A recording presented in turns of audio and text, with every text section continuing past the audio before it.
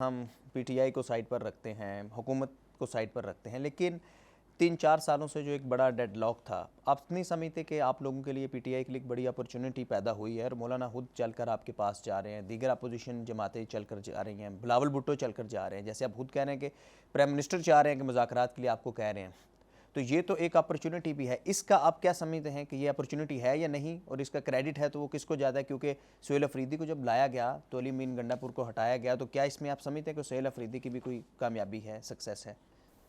دیکھیں، سہیل ہمارا چھوٹا بھائی ہے، میرے بہترین دوست مراد سعید کا ایک جونیئر ہے۔ وہ اس کی ٹریننگ ایک طرح سے آپ سمجھ لیں کہ مراد کے ہاتھوں میں ہوئی ہے، یا مطلب مراد نے جو تنظیم بنائی تھی سہیل اسی میں سے نکل کے آیا ہے، تو وہ پارٹی کی اپنی پروڈکشن ہے نا۔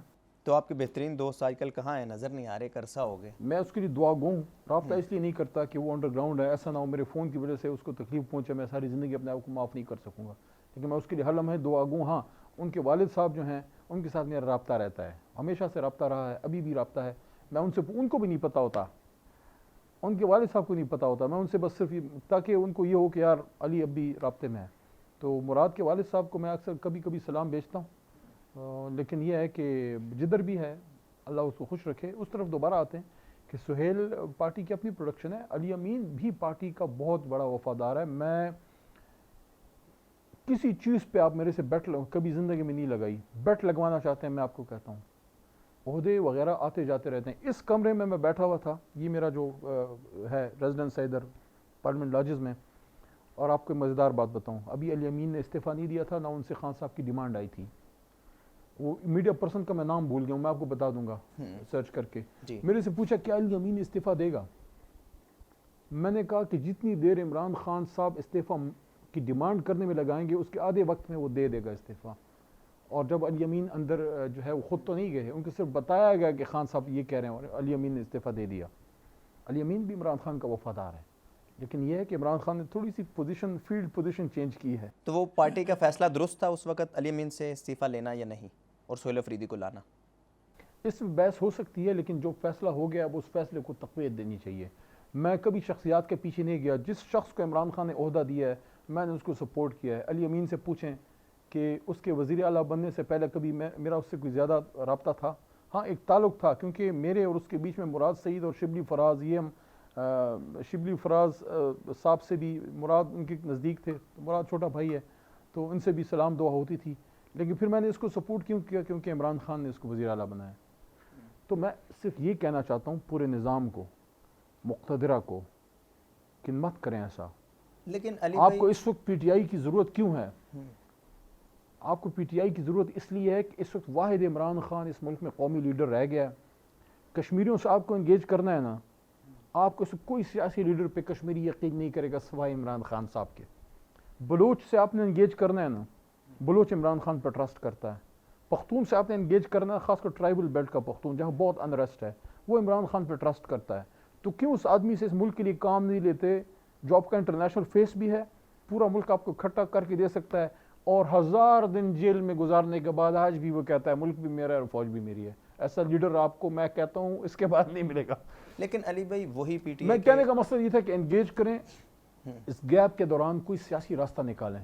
لیکن علی بھائی وہی پی ٹی آئی کے کارکنان، وہ پاکستان میں ہوں یا زیادہ تر بیرون ملک ہیں، تو وہ تو پارٹی کے ساتھ ساتھ تمام حدیں کراس کر جاتے ہیں، یعنی عمران خان کے ساتھ وہ ہوتے ہیں لیکن وہ ہر حد، ہر ریڈ لائن کراس کر جاتے ہیں، تو ان کو کیسے آپ روکیں گے؟ ان کو کیا کہیں گے؟ یار پاکستان کی محبت میں عمران خان کے ساتھ ہیں، اور محبت جو ہے نا وہ شریک نہیں قبول کرتی۔ وہ عمران خان کو دیکھنا چاہتے ہیں ادھر واپس پاکستان کے لیے۔ اور چیک کر لیا نا آپ نے، شریف فیملی کو چیک کر لیا نا، 5ویں دفعہ وزارت عظمیٰ ان کو مل گئی، پیپلز پارٹی کو 5-6 دفعہ مل گئی۔ کیا ٹھیکہ لے رکھا ہے؟ اس پاکستان کو ان 2 خاندانوں نے تو نہیں بنایا، پاکستان کو بنانے والے تو ہم سب ہیں۔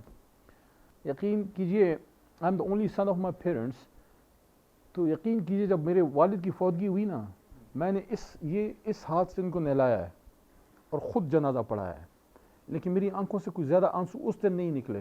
وہ علیحدہ ایک بات ہے، جب میں پھر مسجد نبوی بہت سال بعد گیا تو والد کے پیچھے میں پہلی بار اگر زیادہ افسردہ ہوا تو ادھر تھا، کیونکہ حج میں میرے ساتھ 2004-5 میں اکٹھے تھے، لیکن مجھے زیادہ تکلیف اس دن اس سے زیادہ ہوئی۔ یہ میں نے تھوڑی تمیز اس لیے باندھی جب مردان میں مجھے پیش کیا گیا دہشت گردی کی عدالت میں اور مجھ پہ دہشت گردی کے علاوہ سیکشن 7 سیکرٹ ایکٹ لگایا گیا جس کا مطلب یہ ہے کہ آپ نے پاکستان سے غداری کی ہے اور اس کی سزا پھر موت ہوتی ہے. وہ تو اللہ کا کرم ہے کہ اس جج میں ہمت تھی, اس نے کیس ڈسچارج کر دیا. لیکن آپ نے مردان کی مٹی پہ کھڑے اس علی محمد کو غدار کہا جس کے دادا پیر محمد خان نے جناح کے ساتھ پاکستان بنایا تھا.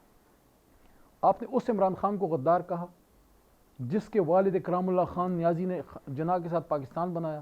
آپ نے اس شہریار آفریدی کو تکلیف دی اور اس کو غدار کہا جس کے والد وہ بھی ورکر تھا جناح کا. یہ کیا کر رہے ہو یار, یہ کیا کر رہے ہو؟ اچھا علی بھائی, کل تک تو پی ٹی آئی اور جے یو آئی کے درمیان یعنی مولانا کے درمیان بڑے سیاسی شدید اختلافات تھے, ابھی ایک پلیٹ فارم کے اوپر ہیں, تو کیا سمجھتے ہیں کیا کوئی بڑا الائنس بننے جا رہا ہے اپوزیشن کا؟ میں تو اس پہ خوش ہوں.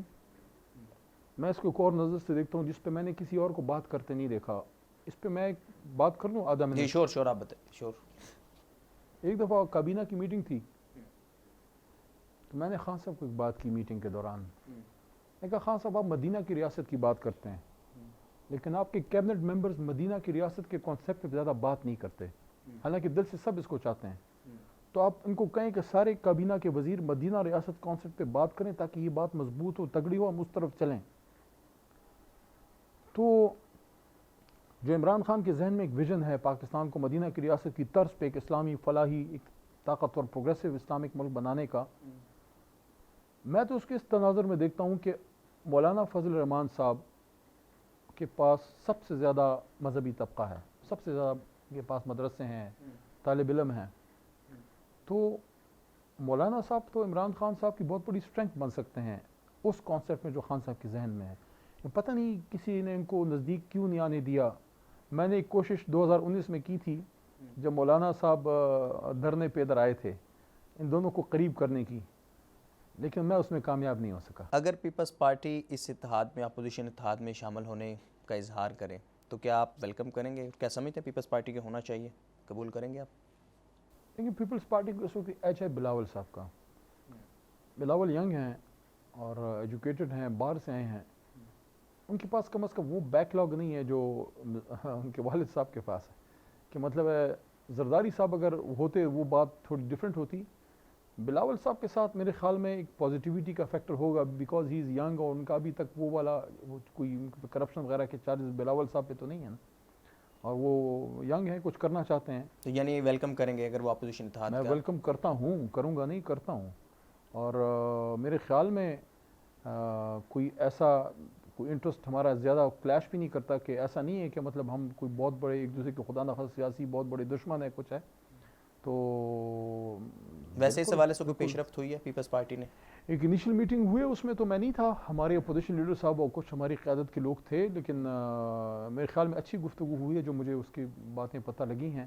اور بلاول صاحب کے ساتھ ان کی سسٹر بھی ہوتی ہیں, تو ہم تو ان کو بینظیر صاحبہ کی نظر سے دیکھتے ہیں, ہم تو ان کی رسپیکٹ کرتے ہیں, خاص کر ان کی بیٹی کی. جی اچھا, ایک لاسٹ کویشچن یہ ہے کیونکہ الٹیمیٹ حکومت جس کی بھی ہو, پی ٹی آئی کی ہو, نون لیگ کی ہو, پی پی کی ہو, گورننس ایک بڑا ایشو ہے اور عوام جو ہے وہ انفلیشن, ان امپلائمنٹ, بے روزگاری ہر چیز سے متاثر ہوتی ہے اور ہوتی آ رہی ہے. اسی کو لے کر اس وقت ایک بڑی ڈیبیٹ ہو رہی ہے نیو پروونسز یا نیو ایڈمنسٹریٹو یونٹس کی. اس حوالے سے آپ بالخصوص کے پی کے حوالے سے کیا کہیں گے؟ کے پی میں پولیٹیکل, اکنامیکل, سیاسی طور پر دیکھتے ہوئے کہ کتنے پروونسز بننے چاہیے اور کیا یہ سولوشن ہے اس وقت پاکستان کو مزید ایڈمنسٹریٹو یونٹس کی ضرورت ہے؟ ایک سولوشن ہو سکتا ہے یہ, اپنی طرف سے کوئی چیز امپوز نہ کریں. جہاں عوام مانگتی ہے چھوٹا صوبہ ان کو ضرور دیں, جہاں ایڈمنسٹریٹو یونٹ سے کام چل سکتا ہے وہاں اس سے چلائیں. اور عمران خان صاحب خود پبلکلی اس کو سپورٹ اس آئیڈیا کو کر چکے ہیں. اس وقت اس ملک کو ایک ایسی فیڈرل حکومت کی ضرورت, جماعت کی ضرورت ہے جو علاقے کی سیاست نہ کرے بلکہ پاکستان کی سیاست کرے. میاں صاحب کی جماعت کے پاس موقع تھا ملکی گیر جماعت بننے کا, میاں صاحب نے اس کو صرف پنجاب کی بنا دیا. بینظیر صاحبہ کے دور میں بینظیر بی بی شہید جو ہیں وہ NA1 پشاور سے بھی جیتتی تھی, وہ چترال سے بھی جیتتی تھی, وہ کراچی سے بھی جیتتی تھی. آج بدقسمتی سے, میں بدقسمتی اس لیے کہہ رہا ہوں کہ ملک کو فیڈرل جماعت کمزور ہوتی ہے, وہ نقصان ملک کا ہے. پیپلز پارٹی اب صرف رورل سندھ کی جماعت ہے, پختونخوا میں پریزنس اس طرح نہیں ہے, پنجاب میں اس طرح نہیں ہے, کراچی حیدرآباد ان کے ہاتھ سے نکل گیا. تو اس وقت صرف پی ٹی آئی ہے جس کو اگر چھوٹے صوبے بنتے ہیں وہ اس سے ہٹ نہیں ہوتی. ہم اس آئیڈیا کو سپورٹ کرتے ہیں. میں نون لیگ اور پیپلز پارٹی کو بھی کہوں گا کہ پاکستان کا سوچئے, پاکستان کے مفاد میں جو کام ہے وہ کیجئے, کسی کے حکم یا اشارے پہ نہیں. اور اگر پی ٹی آئی کو کسی نے اس پہ آن بورڈ لینا ہے تو میں سمجھتا ہوں پھر آپ کو عمران خان صاحب اس پہ بات کریں. لیکن اگر آپ نے سندھ میں کوئی چھوٹا صوبہ بنانا ہے تو پہلے سندھی نیشنلسٹ کو سب کو آپ انگیج کیجئے. اگر آپ اسلام آباد میں بیٹھ کے فیصلے پہ لاگو کریں گے وہ کامیاب نہیں ہوں گے. اگر آپ سٹیک ہولڈرز کو سینے سے لگائیں گے, ایک کنسنسس بلڈ کریں گے, سیاسی فضا میں پیار محبت سے کام کریں گے, تو پاکستانی قوم کا آپ کو پتہ ہے پیار محبت میں جان بھی دے دیتے ہیں. تو اس کے لیے پھر آپ کو عمران خان کی ضرورت ہے, کیونکہ پورا پاکستان اس وقت چاہے کسی کو اچھا لگے یا نہ لگے ایک ہی شخص پہ یقین کرتا ہے, وہ ہمارا لیڈر عمران خان. سبسکرائب کریں اور بیل دبائیں تاکہ کوئی خبر رہ نہ جائے.